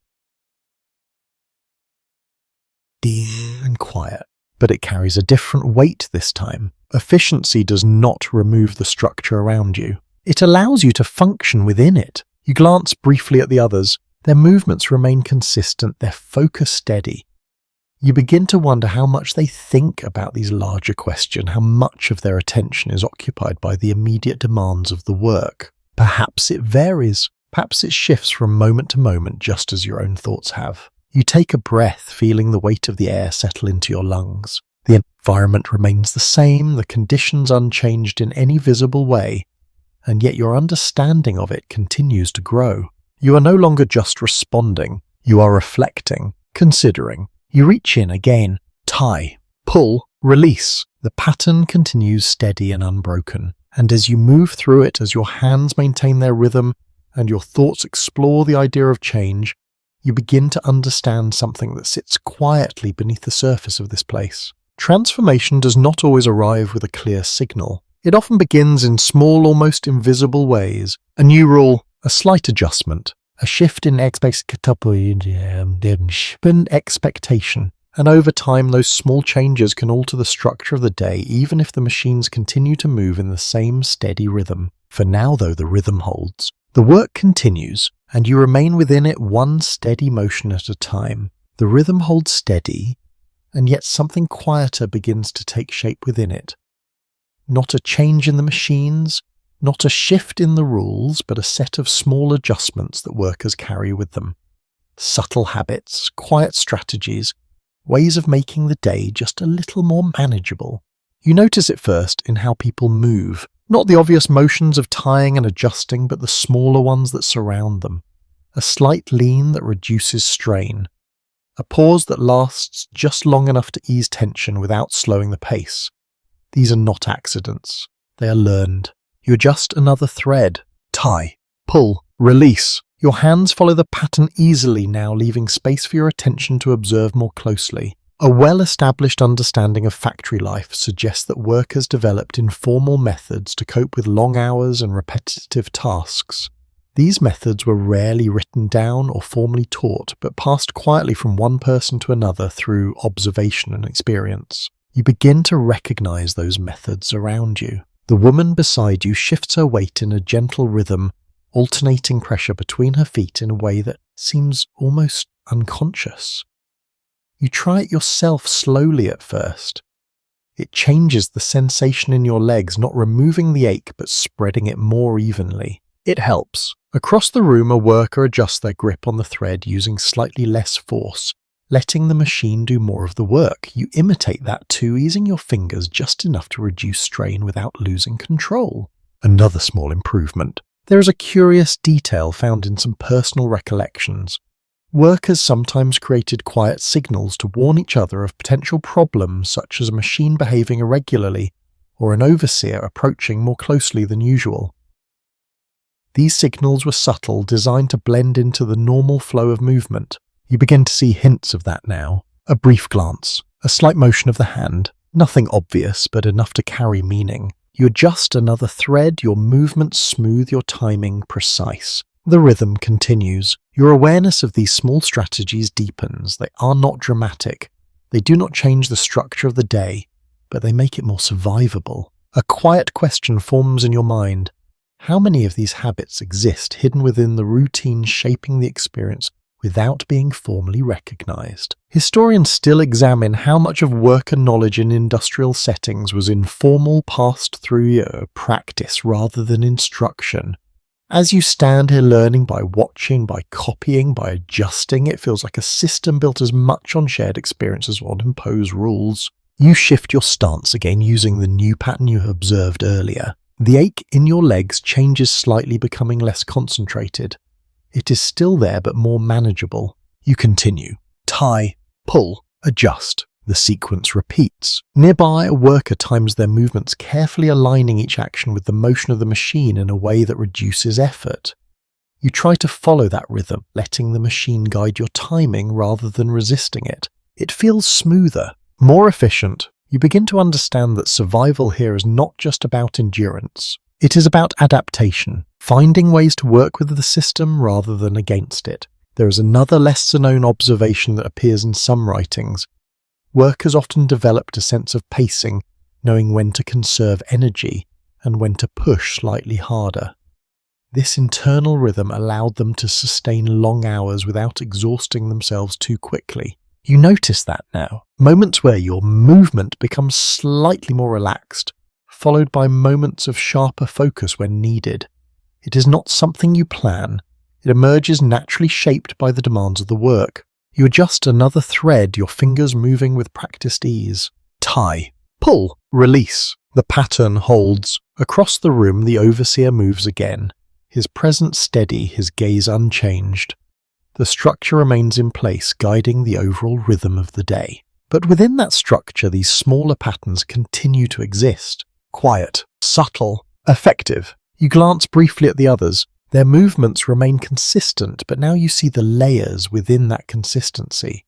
The small adjustments, the hidden strategies, the shared knowledge that passes from one person to another without words. You are part of that now. Not fully, not yet, but enough to feel it. You take a breath, feeling the weight of the air settle into your lungs. And as you continue, as your hands move with growing confidence and your awareness expands to include these quiet techniques, you begin to understand something that sits beneath the surface of the work. The system shapes you, but you also shape how you move within it, through small choices, through subtle adjustments, through habits that make the difference between simply enduring and finding a way to continue. You reach in again, tie, pull, adjust. And the rhythm carries you forward, shaped not only by the machines, but by the quiet knowledge shared among those who keep them running. The rhythm continues to carry you steady and absorbing, yet something softer begins to surface beneath the repetition. Not a change in the work itself, but in the way people exist within it.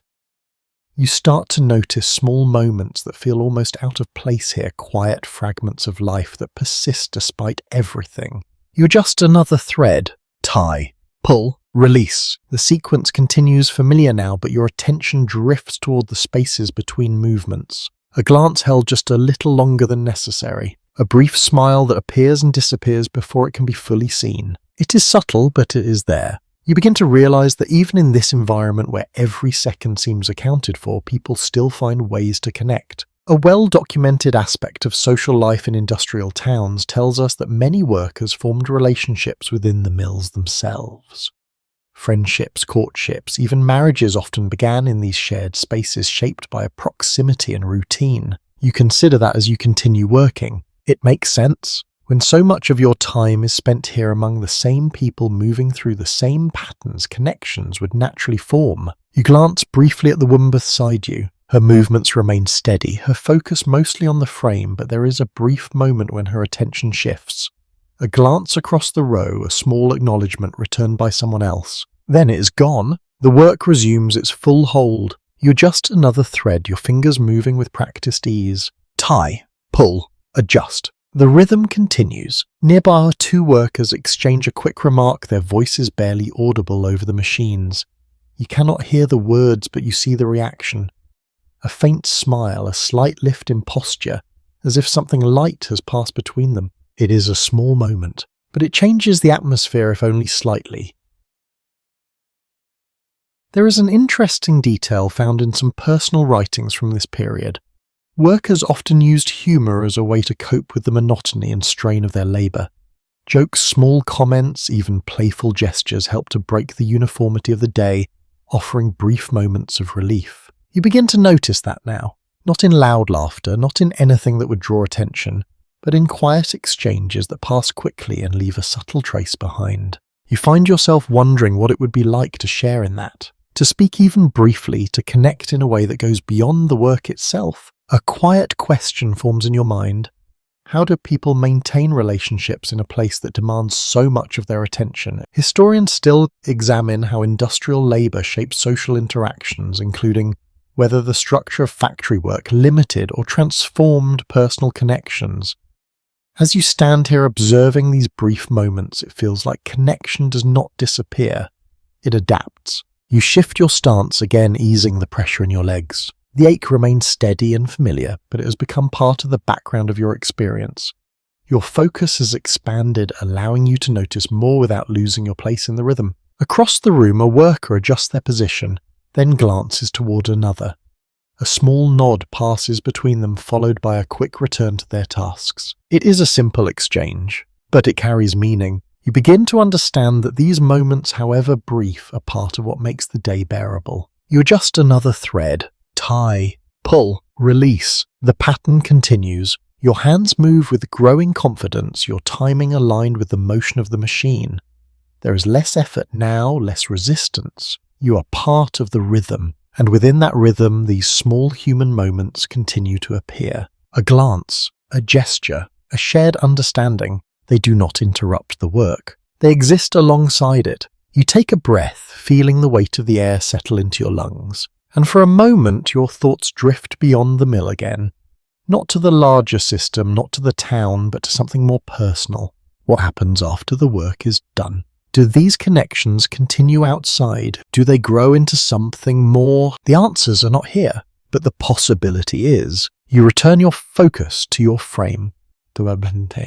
Tie, pull, adjust. The sequence repeats steady and unbroken. And as you continue, as your hands move with practiced ease and your awareness deepens, you begin to understand something that sits quietly beneath the surface of this place. Even in a system built on repetition and control, people find ways to remain themselves. Through the small acts, through quiet connections, through moments that, while brief, carry a sense of something beyond the work. You reach in again, tie, pull, release, and the rhythm carries you forward not only as a worker, but as a person moving among others, each finding their own way to endure and connect within the same steady motion. The rhythm continues steady and familiar, but your thoughts begin to turn towards something less certain.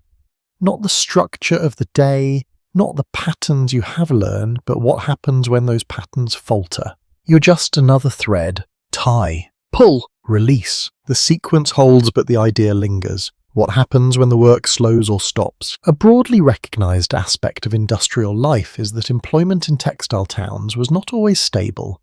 Demand for goods could rise and fall, influenced by markets far beyond the control of the workers themselves. When demand dropped, mills could reduce hours or close temporarily, leaving workers without steady income. You imagine that now. The machine's silent, the room's empty. Not as a relief, but as something uncertain. You reach in again, fixing another break, your fingers moving with practiced ease. The rhythm continues grounding you in the present, but the thought remains. Outside these walls, forces are at work that shape whether this place runs or rests. Trade supply decisions made in distant offices or markets. You're connected to them, even if you cannot see them. A quiet question forms in your mind. How do people plan their lives when the work itself is not guaranteed? Historians still explore how workers managed periods of instability, including how communities adapted to sudden changes in employment. As you stand here surrounded by constant motion, it feels difficult to imagine the opposite. Stillness, uncertainty. You shift your stance, again easing the pressure in your legs. The ache remains steady and familiar, but your awareness of it has softened. Your body has adapted, finding ways to continue even as the strain persists. Nearby, a worker glances briefly toward the window, then back to their frame. The light has shifted again, carrying a faint suggestion that the day is moving toward its later hours. Time continues. Even when it feels suspended, there is a curious detail found in some personal accounts. During periods when mills reduced hours, workers sometimes took on additional tasks outside the factory, finding ways to supplement their income through small trades or domestic work. It was a way of navigating uncertainty, of maintaining some level of stability. You consider that. The work does not end when the machines stop. It changes form. You adjust another thread. Tie, pull, adjust. The pattern continues steady and unbroken. Across the room, the workers maintain their pace, their focus steady. There is no visible sign of uncertainty here, no outward indication of the larger forces that might shape their future. But you begin to understand that it exists beneath the surface, a quiet layer of awareness that the rhythm you follow today may not always be the same. You take a breath, feeling the weight of the air settle into your lungs, and for a moment you imagine the colder months, winter.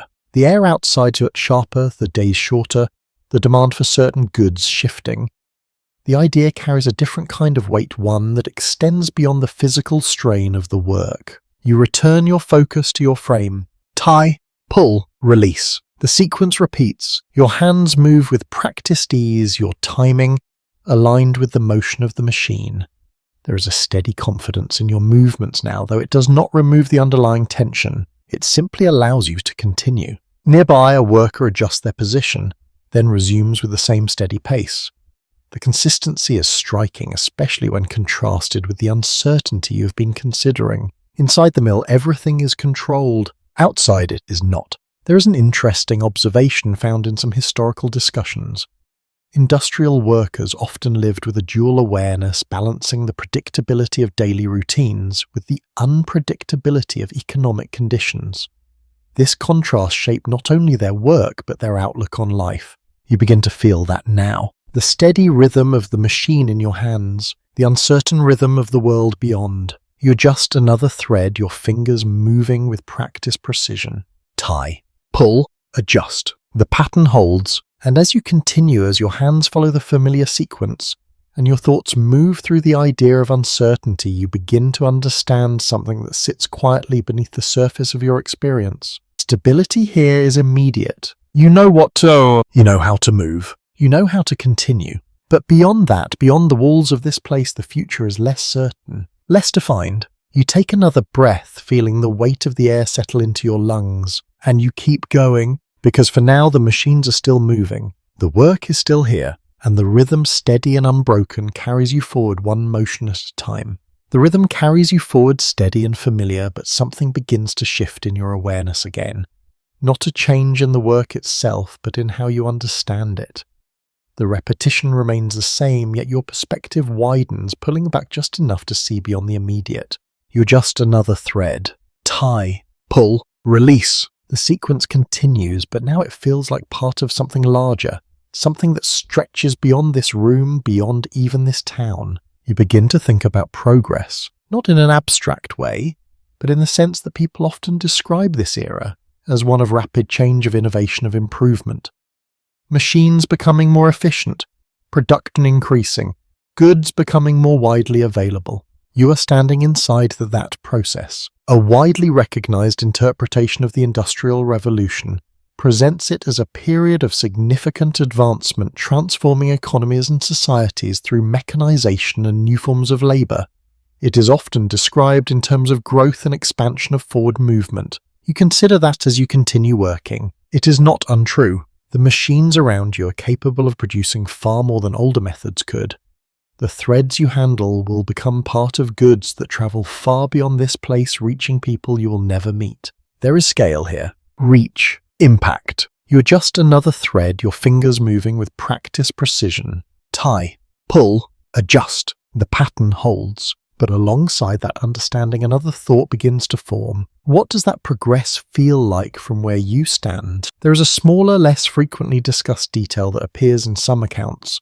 While industrial growth created new opportunities, it also introduced new forms of strain, reshaping daily life in ways that were not always immediately beneficial for those at the center of production. You feel that now. The weight in your legs, the tension in your shoulders, the steady demand for attention that never quite lifts. Progress exists, but so does effort. A quiet question forms in your mind. Who benefits most from these changes, and who carries the greatest cost? Scholars continue to examine this balance, considering how industrial development distributed its advantages and burdens across different groups. As you stand here, your hands moving in steady rhythm, the answer feels complex. Not one thing or another, but layered. You shift your stance again, easing the pressure in your legs. The ache remains familiar now, part of the background of your experience. Your body has adapted, finding ways to continue without fully escaping the strain. Across the room, the workers maintain their pace, their movements steady and consistent. You begin to see them not just as individuals, but as part of this larger system, each contributing to the continuous motion that defines the day. You are part of that now, not separate, not observing from a distance. But within it, you take a breath, feeling the weight of the air settle into your lungs. The environment remains unchanged, the conditions steady, but your understanding of them has deepened. You adjust another thread. Tie, pull, release. The sequence repeats. Your hands move with a confidence now your timing aligned with the motion of the machine. There is a sense of capability in that, a recognition that you have learned, adapted, improved. But it does not remove the underlying structure. It simply allows you to function within it more effectively. You glance briefly at the others. Their movements remain consistent, their focus steady. Each person carrying their part of the work, contributing to the same continuous process. You begin to wonder how they see it. Do they think of progress in the same way? Do they feel part of something larger or simply part of the day's labour? The answers are not visible, but the question remains. There is an interesting observation found in some historical discussions. Perspectives on industrialization often vary depending on position with those experiencing it directly, sometimes holding different views from those observing it from a distance. You feel that difference now. From here within the rhythm, progress is not an abstract concept. It is physical, immediate, felt in your muscles, in your breath, in the constant demand for attention. You adjust another thread, your fingers moving with practiced ease. Tie, pull, adjust. The pattern continues, and as you move through it, as your thoughts explore the idea of progress and its cost, you begin to understand something that sits quietly beneath the surface of this place. Change is not experienced the same way by everyone. For some it is opportunity. For others it is effort. For many it is both at once. You take another breath, feeling the weight of the air settle into your lungs. And you continue, your hands moving in steady rhythm, your understanding deepening with each motion. Because here within the system, progress is not something you simply observe. It is something you live. The rhythm continues steady as ever. And yet something within it begins to soften. Not in the machines, not in the pace, but in your awareness of it. The day has stretched long, and though it has not truly ended yet, you feel its weight settling into a quieter place inside you. You adjust another thread. Tie, pull, release. The sequence remains, but your movements carry a different quality now. Less urgency, not slower but more measured, as if your body understands the need to conserve what remains. The light from the windows has changed again, softer now, dimmer at the edges. It filters through the lint-filled air in a muted glow, turning the constant motion into something almost distant. A widely accepted understanding of industrial life reminds us that for many workers this pattern repeated day after day, year after year. The same motions, the same sounds, the same demands. It became not just work, but a defining structure of existence. You feel that now, not fully, not yet, but enough to sense how it might settle into something lasting. Your hands move again, guided by habit. Tie, pull, adjust. The pattern continues, but your thoughts drift more freely now. You think of the morning, the dark streets, the first steps toward the mill. It feels distant, almost unreal, as if it belonged to another version of you. You think of the brief pause for food, the quiet exchanges, the small moments of connection that appeared and disappeared within the larger rhythm. You think of the children moving through the frames of the workers beside you, of the silent understanding that binds everyone here together. There is a small, lesser-known reflection that appears in some personal accounts. Over time, workers often developed a deep familiarity with the sounds of the mill to the point where even subtle changes could feel significant. The absence of a particular noise or a slight shift in rhythm could be noticed immediately. You begin to understand that. Even now the sound feels layered, familiar, almost predictable. It no longer overwhelms you in the same way. It surrounds you, but it does not fully define you. A quiet question lingers in your mind. What remains when you step away from this place? Historians still consider how industrial work shaped identity, not only during the hours spent in the factory, but beyond them.